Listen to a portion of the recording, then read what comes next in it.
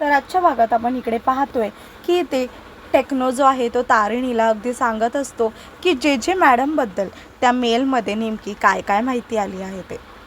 इतक्यातच कमांडर हा तारिणीला सांगतो की आपण जे जे मॅडमसोबत काम करणार आहोत. खरंच खूप कडक शिस्तीची बाई आहे ती. असं म्हणून इथे जे जे मॅडम ह्या कोण आहेत हे दाखवलं जातं.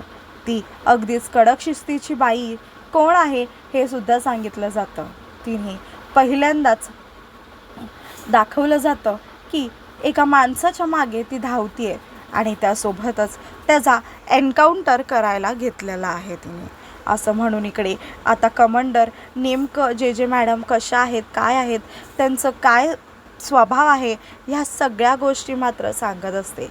इथे आता जे जे मॅडम आहेत ते त्या गुन्हेगारासोबत बोलत असतात. त्यांची काय पद्धत आहेत हे त्यांना सांगत असतात. डिपार्टमेंटमध्ये पण आता जे जे मॅडमबद्दल खूप चांगल्या चांगल्या गोष्टी आहेत आणि त्यासोबतच त्या one of the best officer आहेत, ह्या सगळ्या गोष्टी तिकडे लिहून आलेल्या असतात. इथे आता टीम तारिणी ही मात्र पूर्ण रेडी झालेली असते की नेमके जे जे मॅडमला कसं आपण फेस करायचं ते. तारिणी म्हणते की लवकरात लवकर आता आपल्याला त्यांना भेटायचं आहे, म्हणून आपल्याला रेडी व्हावं लागेल आणि त्यांच्यासमोर फेस करायला लागेल की एक्झॅक्टली काय आहे ते.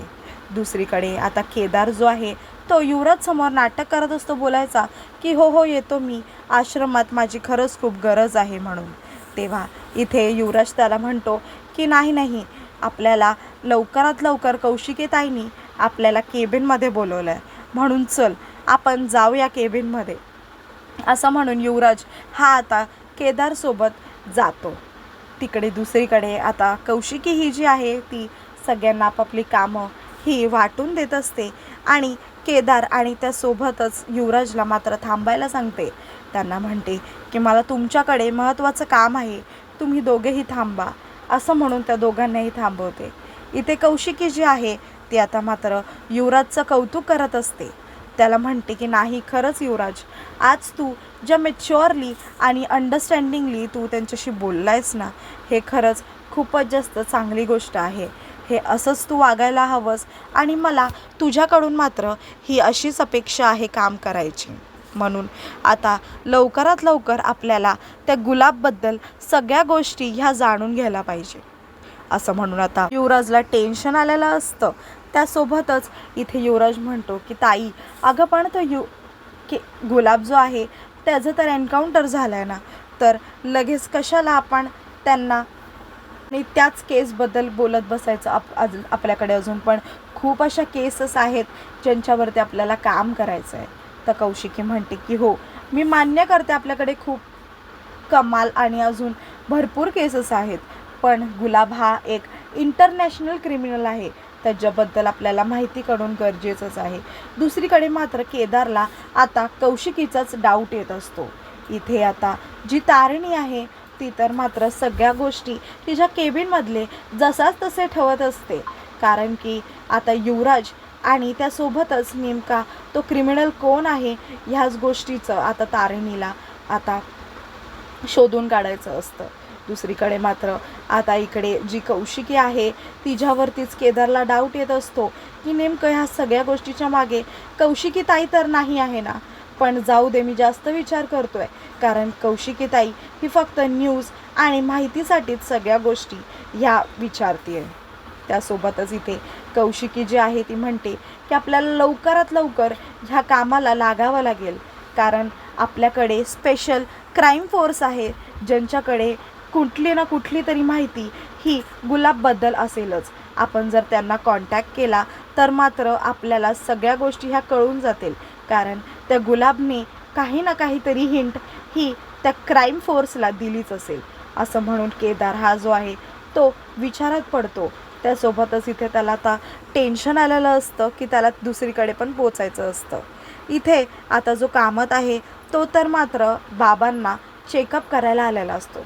तो त्याला म्हणतो की काय रे अरे, तू तुझी स्वतःची काय अवस्था करून घेतली आहेस, तुला तर आता नातवंड खेळायचं वय आहे तुझं आणि काय सारखा आजारी पडतोस, हे काय चांगलं नाही बरं का.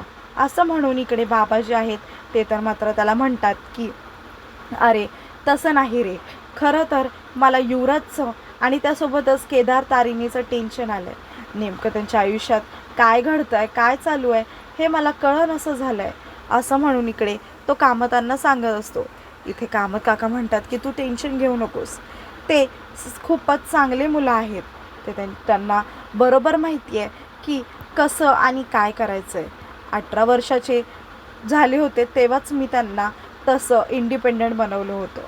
इथे आता केदार, युवराज आणि कौशिकी हे मात्र कौशिकीला आता दुसरं काहीही नसून फक्त आणि फक्त गुलाबच्या केसवरती काम करायचं असतं. कारण ती न्यूज आता त्यांच्यासाठी सगळ्यात मोठी असते.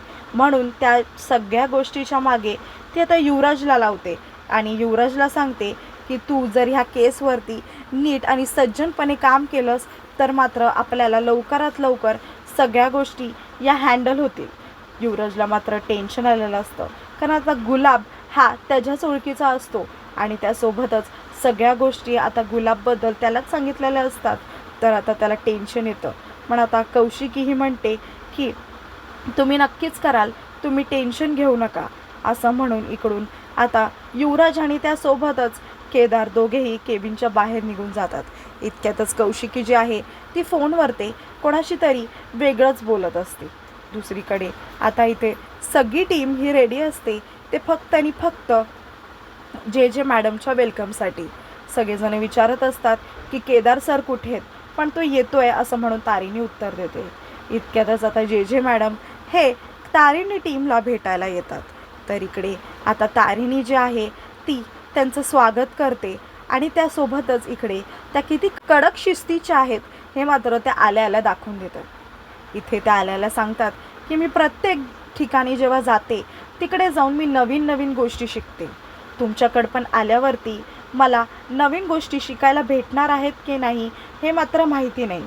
पण मी बघितलं आहे की तुमची टीम ही सगळ्यात उत्तम आणि चांगली टीम आहे. त्यासोबतच तुम्ही रेकॉर्ड किती मोडले आहेत हे सुद्धा मला माहिती आहे. तर मला तुम्ही सगळेजण एक एक करून तुमच्याबद्दलची माहिती द्या. नेमके तुम्ही लोक कोण आहात आणि इंडिव्हिज्युअल पर्सनॅलिटी तुमची काय आहे. तारिणी जी आहे ती सर्वात आधी तिच्या टीमची माहिती देते की आम्ही टीम तारिणी आहोत आणि आम्ही सगळ्या गोष्टी ह्या खूप देहाने करतो. प्रत्येक केस ही आम्ही त्याच जिद्दीने लढतो. इथे तारिणी ही स्वतःचं इंट्रोडक्शन देते, दुसरीकडे फातिमा पण देते, तिसरीकडे कनेक्शन पण देतो त्याचं इंट्रोडक्शन, चौथीकडे आता कमांडर पण सांगतो आणि पाचवी टेक्नो पण त्याचं इंट्रोडक्शन हे देतच असतो. आता राहिला प्रश्न तो केदारचा. पण केदार हा मात्र आल्याला नसतो. ही गोष्ट अजून जे मॅडमला माहिती नसते. इथे आता जे मॅडम हे फक्त प्रत्येकाशी आता बोलण्यात गुंतलेले असतात. इथे कमांडर सांगतो की मी तुमच्यासोबत आधी पण एकदा काम केलं आहे, मला पुन्हा आवडेल तुमच्यासोबत काम करायला. असं म्हणून इकडे आता जे मॅडम हे मोजतात की नेमके किती जण आहेत. तेव्हा त्यांना फक्त 5 दिसतात. 6वं कुठं आहे असं म्हणून ते तारिणीला विचारतात. तारिणी शॉक होते.